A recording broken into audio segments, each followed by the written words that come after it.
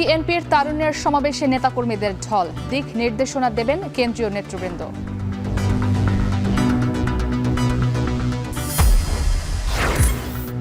মাগুরার শিশু আসিয়া ধর্ষণ ও হত্যা মামলায় প্রধান আসামি হিটু শেখের মৃত্যুদণ্ড, বাকি ৩ জন খালাসে অসন্তোষ পরিবারের। এবং চা শ্রমিকদের মজুরি বাড়াতে নিলামে বাড়ছে চায়ের দর, জানালেন শ্রম উপদেষ্টা। এখন থেকে বাগান ঘুরতে পর্যটকদের দিতে হবে জন প্রতি ২০ টাকা।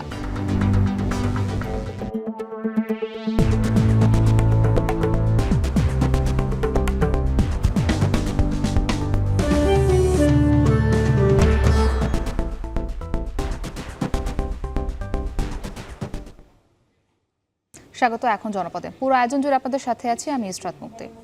খুলনায় অনুষ্ঠিত হচ্ছে বিএনপির বিভাগীয় তারুণ্যের সমাবেশ। কেন্দ্রীয় নেতৃবৃন্দ সহ সমাবেশে অংশ নিয়েছেন খুলনা ও বরিশাল বিভাগের সহযোগী সংগঠনগুলোর নেতাকর্মীরা। বিকেল ৩টা থেকে নগরীর সার্কিট হাউস মাঠে সমাবেশের আনুষ্ঠানিকতা শুরু হয়। সমাবেশকে কেন্দ্র করে খুলনা ও বরিশাল সহ বিভিন্ন জেলা থেকে সমবেত হন নেতাকর্মীরা। ছোট ছোট মিছিল নিয়ে বিভিন্ন স্লোগান দিয়ে সমাবেশে যোগ দেন তারা। শুরুতেই বক্তব্য রাখেন স্থানীয় সহ বিভাগীয় নেতৃবৃন্দ। এ সময় দলকে সংগঠিত করতে সবাইকে ঐক্যবদ্ধ হয়ে কাজ করার আহ্বান জানানো হয়। বক্তারা বলেন, তরুণ সমাজের রাজনৈতিক অধিকার প্রতিষ্ঠার মধ্য দিয়ে আগামী দিনে দেশকে নেতৃত্ব দেবে বিএনপি। তারুণ্যের সমাবেশ ঘিরে উৎসবের নগরীতে পরিণত হয়েছে খুলনা। অলিগলি থেকে শুরু করে সড়কের বিভিন্ন জায়গায় শোভা পাচ্ছে বর্ণিল ব্যানার ও বিলবোর্ড।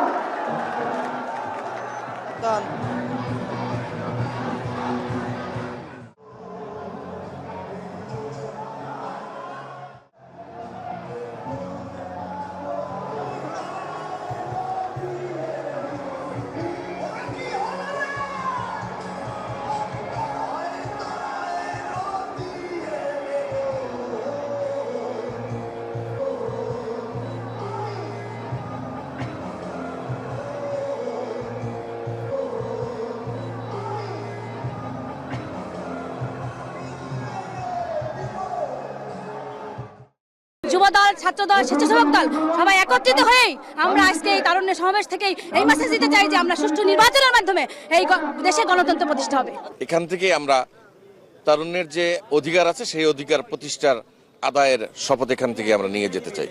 বাংলাদেশকে আমরা একটা সুন্দর বাংলাদেশ হিসাবে আমরা দেখতে চাই। এই মঞ্চ থেকে আমাদের সিনিয়র নেতৃবৃন্দ সেই বক্তব্য আবার পুনরাবৃত্তি করবেন।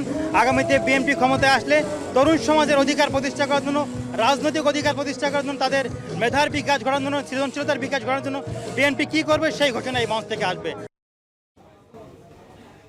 বিগত সময়ে আওয়ামী লীগকে ভোট দিলেও যারা বিএনপির কার্যক্রমে বাধা দেয়নি, সন্ত্রাসী কার্যক্রম করেনি, তারা চাইলে বিএনপির সদস্য হতে পারবে বলে জানিয়েছেন বিএনপির স্থায়ী কমিটির সদস্য আমির খসরু মাহমুদ চৌধুরী। সকালে নগরীর কাজীর দেউরি দলীয় কার্যালয়ে বিএনপির বিভাগীয় সদস্য নবায়ন কার্যক্রম উদ্বোধনের সময় তিনি এ কথা বলেন। এ সময় তিনি আরো বলেন, ফ্যাসিস্ট সরকারের চিহ্নিত ব্যক্তিরা কেউ যাতে সদস্য হতে না পারে সে ব্যাপারে সতর্ক থাকতে হবে। কেউ ফ্যাসিস্টের দোসরদের সদস্য করলে তাকেও শাস্তির আওতায় আনা হবে। এছাড়া দুর্নীতিবাজ, অসামাজিক ব্যক্তি বা সন্ত্রাসীদের কোনোভাবেই সদস্য না করার বিষয়ে সজাগ নজর রাখার নির্দেশনা দেন তিনি। আমির খসরু বলেন, নতুন বাংলাদেশে গণতান্ত্রিক পরিবেশ চায় মানুষ। শুধু রাজনীতি নয়, সব ধরনের মানুষের অংশগ্রহণে অর্থনীতিতেও গণতান্ত্রিক পরিবেশ ফিরিয়ে আনতে হবে।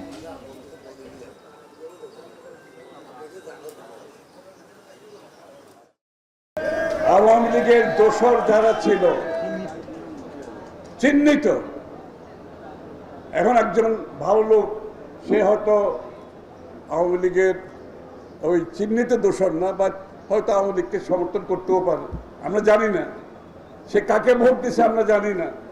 কিন্তু সমাজে গ্রহণযোগ্য ব্যক্তি, সমাজে কোনোদিন রাজনৈতিকভাবে অস্থিরতা সৃষ্টি করে নাই, বিএনপির কার্যক্রমকে প্রতিহত করার চেষ্টা করে নাই, বাধাগ্রস্ত করতে চেষ্টা করে নাই, বিএনপির নেতা কর্মীদেরকে হয়রানির শিকার করে নাই, পারলে ইনডাইরেক্টলি সহযোগিতাও করেছে বিভিন্ন ক্ষেত্রে। তাদের তো হতে কোনো বাধা নেই, তাদের হতে বাধা নেই। সুতরাং এই জায়গাটায় আমাদেরকে খুব সঠিকভাবে সিদ্ধান্ত নিতে হবে। ভারতে কোনো বাংলাদেশি থাকলে পুশিন না করে কূটনৈতিক চ্যানেলে পাঠানোর আহ্বান জানিয়েছেন স্বরাষ্ট্র উপদেষ্টা জাহাঙ্গীর আলম চৌধুরী। দুপুরে পশ্চিম সুন্দরবনের সাতক্ষীরা রেঞ্জের বাংলাদেশ ভারত সীমান্তে রায়মঙ্গল নদীর বয়াজিং এলাকায় বিজিবির ভাসমান বিওপি উদ্বোধন শেষে তিনি আরও বলেন, বাংলাদেশে অবস্থানকারী অবৈধ ভারতীয়দের ভারতের মতো পুশব্যাক করা হবে না, নিয়ম মেনে ফেরত পাঠানো হবে। আমরা তাদের জানিয়েছি, আমাদের বাংলাদেশি যদি কেউ ইন্ডিয়া থেকে থাকে আপনারা প্রপার চ্যানেলে পাঠান।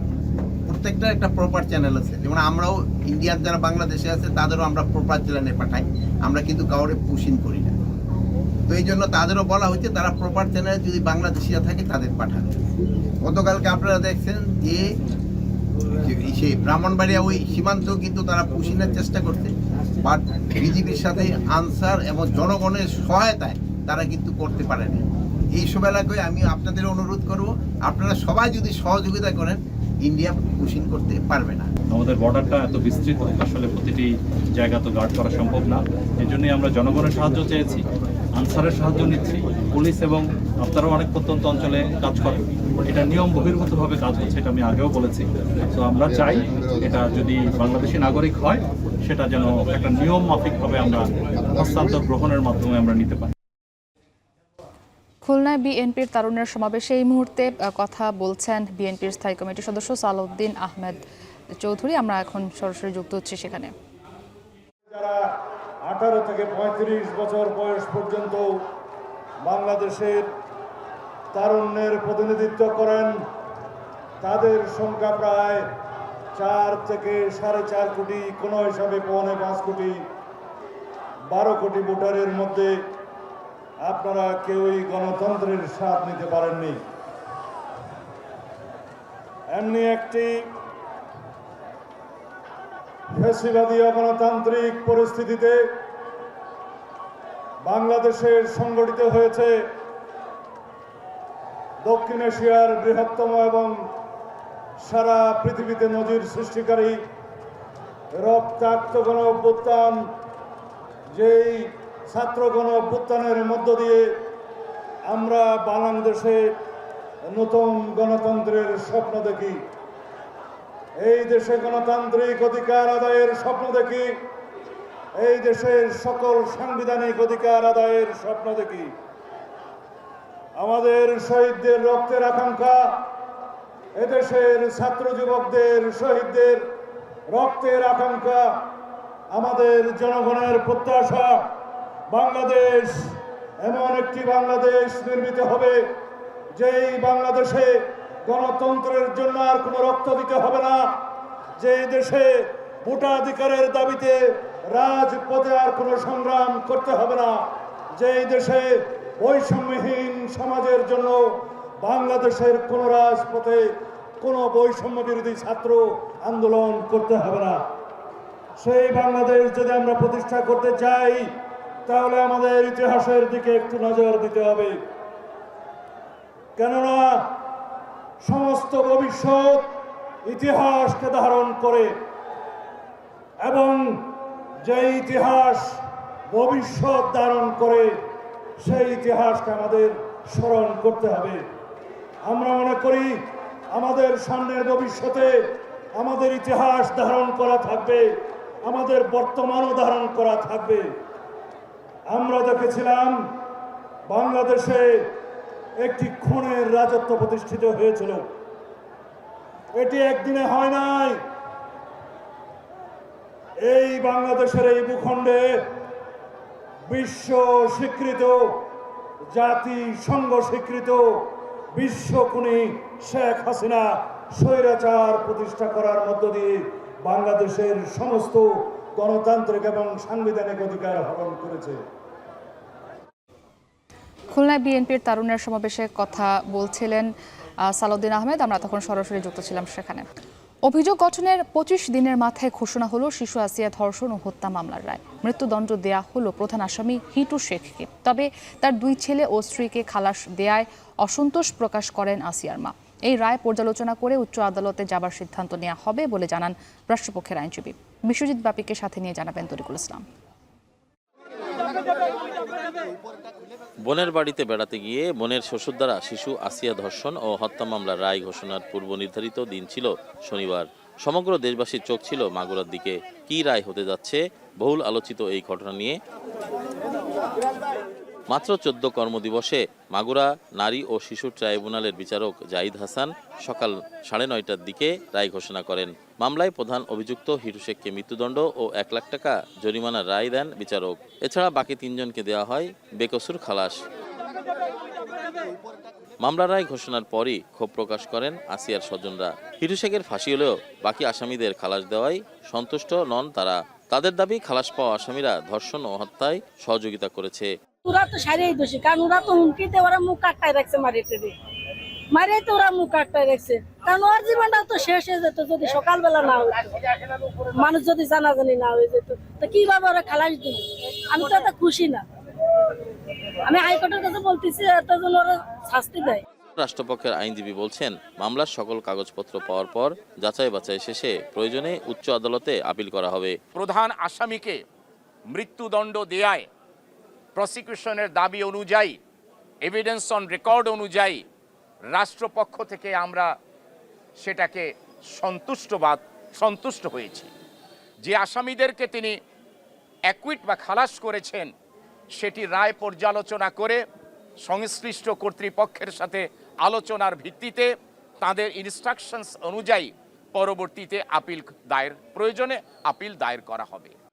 সাধারণ মানুষ সন্তুষ্টি প্রকাশ করলেও এই ধরনের ঘটনা যেন পুনরাবৃত্তি না হয় সেদিকে প্রশাসনের প্রতি সজাগ থাকার আহ্বান জানান।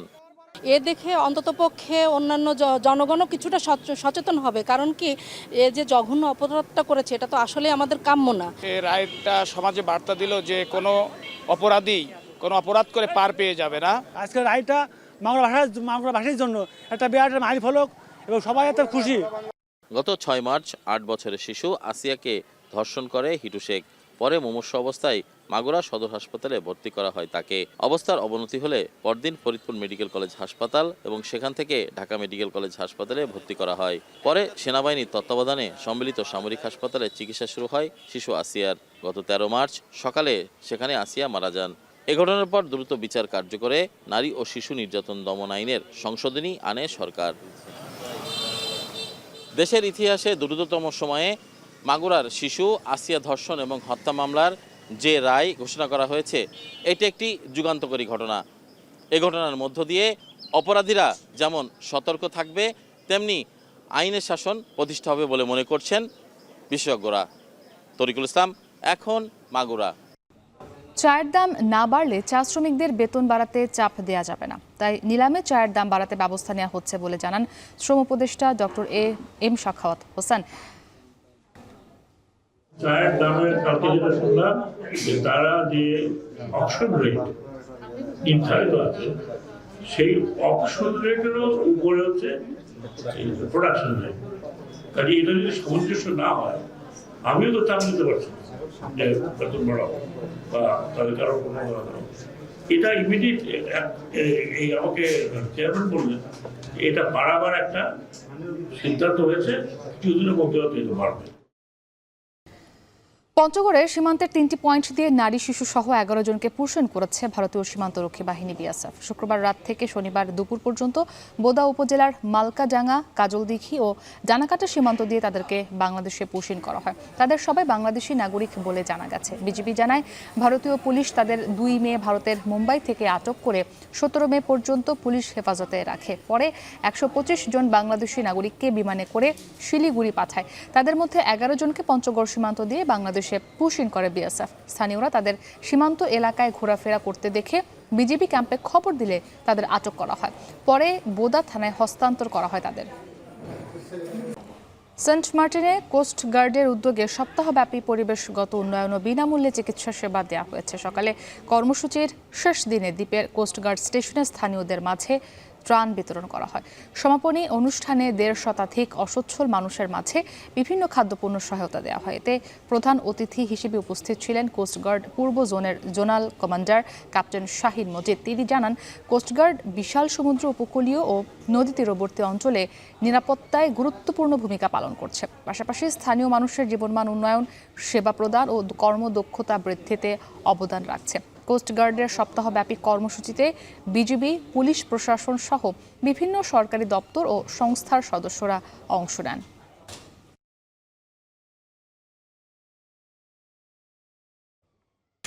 এই ছিল এখন জনপদে। এখন টেলিভিশন ওয়েবসাইটে দেখতে ভিজিট করুন এখন.টিভি। এছাড়া ফেসবুকে দেখতে ভিজিট করুন facebook.com/tv.এখন।